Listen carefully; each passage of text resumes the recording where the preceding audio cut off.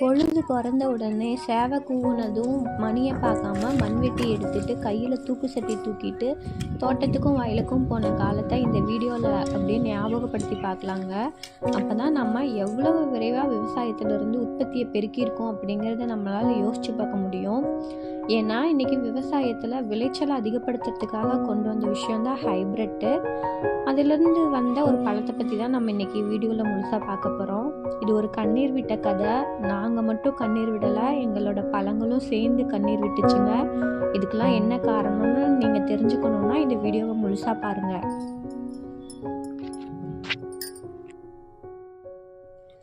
கோவில், பேக்கரி, ரோட்டுக்கடை, ரோட்டோரமாக விற்கிற தள்ளுவண்டி கடை, ஜூஸ் கடைன்னு எல்லா கடையிலையும் நம்ம போனோம்னா இல்லைன்னு சொல்லாத ஒரே ஜூஸ் எதுன்னு கேட்டால் முலாம்பழ ஜூஸுங்க.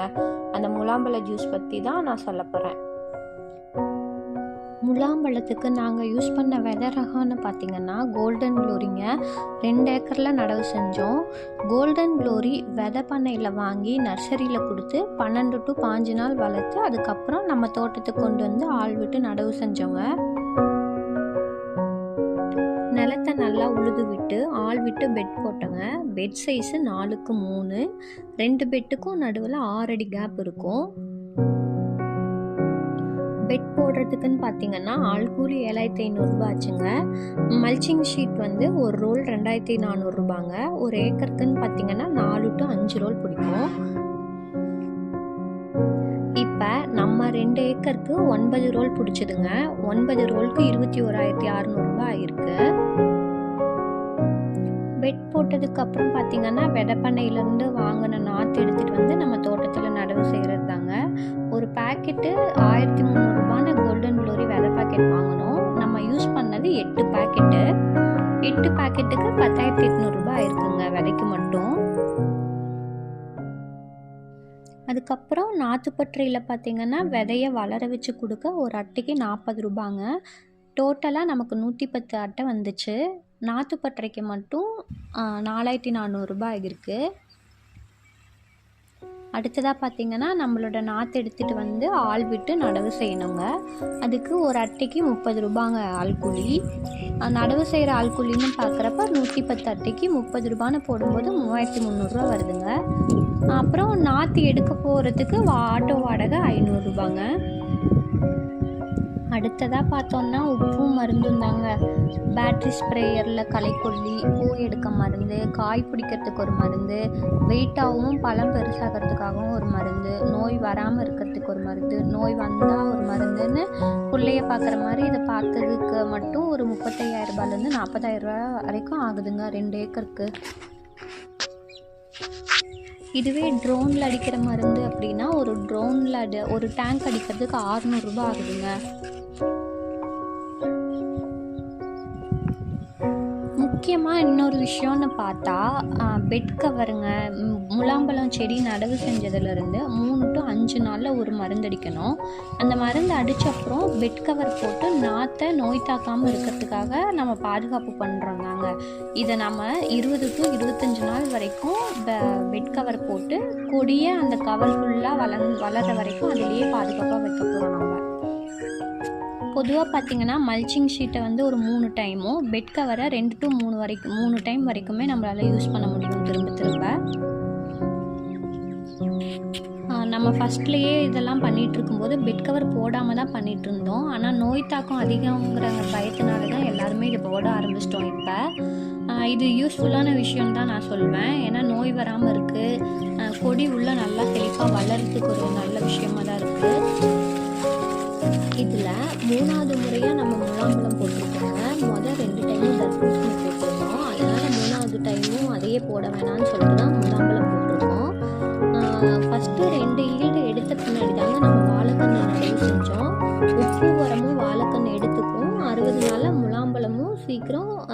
வளர்த்துடலாம் அப்படின்ட்டு தான் நம்ம வாழைக்கன்று நட்டிருக்கோம்.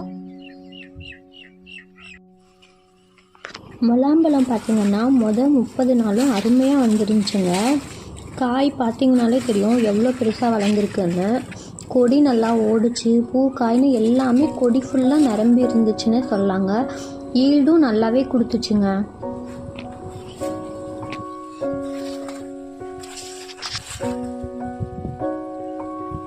அப்படியே இதை பாருங்கள், இதான் க்ராப் கவரு. இதை 3வது டைம் நம்ம யூஸ் பண்ணுறதுனால எடுத்து அப்படியே காட்டுக்கு வெளியே போட்டு வச்சிட்டோம்.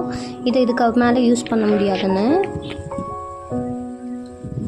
ஒவ்வொரு காயும் பெருசாக நல்லா ஷைனிங்காக சின்னதுலேருந்து பெருசு வரைக்கும் பூ பிஞ்சு காயின்னு காட்டை பார்க்குறதுக்கு ரொம்ப நல்லா இருந்துச்சுங்க. இந்த வீடியோ கிளிப்ஸை பார்க்குறப்பவே தெரியுங்க இது எவ்வளோ அழகாக வந்திருக்குன்னு. பாருங்கள், பச்சை பசைன்னு ரொம்ப அழகாக வந்திருக்கு. இப்போ நான் ஒரு திருக்குறள் சொல்லணும்னு ஆசைப்பட்டேங்க. அது ஏன் அப்படின்னு உங்களுக்கே தெரியும். கெடுப்பதுவும் கெட்டார்க்கு சார்வாய் மற்றாங்கே எடுப்பதுவும் எல்லாம் மழை அப்படின்னு. பெய்யாமல் வாழ்வை கெடுக்கிறதும் மழை தாங்க. அதே மாதிரி மழை இல்லாமல் வளம் கெட்டு நொந்தவங்களுக்கும் துணையாக காக்க வல்லதும் மழை தான்னு சொல்கிறாங்கங்க. மழைனா சாதாரண மழை இல்லைங்க, கண்டினியூஸாக டெய்லி பேஞ்சிக்கிட்டே இருந்துச்சு. பாருங்கள் பழம்லாம் எப்படி அழுகியிருக்குன்னு. ஒரு பக்கம் செடியெலாம் காய ஆரம்பிச்சிருச்சு, நோய் வர ஆரம்பிச்சிருச்சு, பூச்சி புழுன்னு எல்லாம் சாப்பிட ஆரம்பிச்சிருச்சு. கொடி கூட ஒன்றும் ஆகலைங்க. ஆனால் 40 நாளில் வந்த பெரிய காய் எல்லாமே அழுகிருச்சு, புழு சாப்பிட ஆரம்பிச்சிருச்சு. காய் ஃபுல்லாக சேத்துலேயே கிடந்து அழுக ஆரம்பிச்சிருச்சுங்க.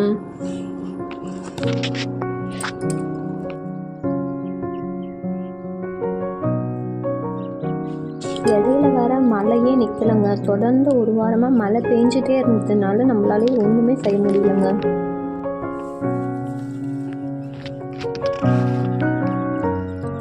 ஒரு வார மழையில் எங்களோட 40 நாள் உழைப்பு, முதலீடு, உப்பு, உரம், ஆள்குள்ளின்னு எல்லாமே வீணாக போயிடுச்சுங்க.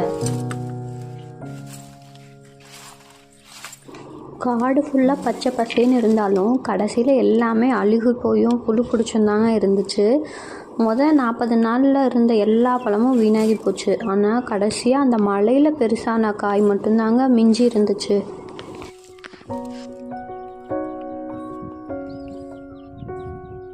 மழை இருந்ததுனால வியாபாரிகள்கிட்ட சொல்லியும் யாருமே பார்க்கலங்க. வியாபாரிகள் காட்டுக்கு எடுக்கிறத பற்றி உங்களுக்கு ஆல்ரெடி தெரிஞ்சிருந்தால் நான் சொல்கிறது உங்களுக்கு புரியும். அவங்க எந்த அளவுக்கு பழத்தை எல்லாம் பார்த்து எடுப்பாங்கன்னு.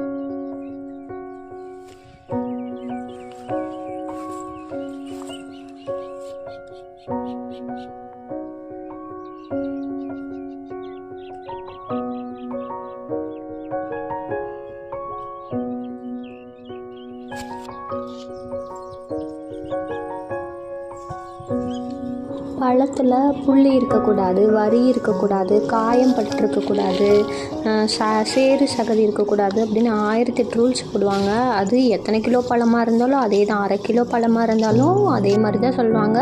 2 கிலோ பழமாக இருந்தாலும் அதே மாதிரி தான் சொல்லுவாங்க.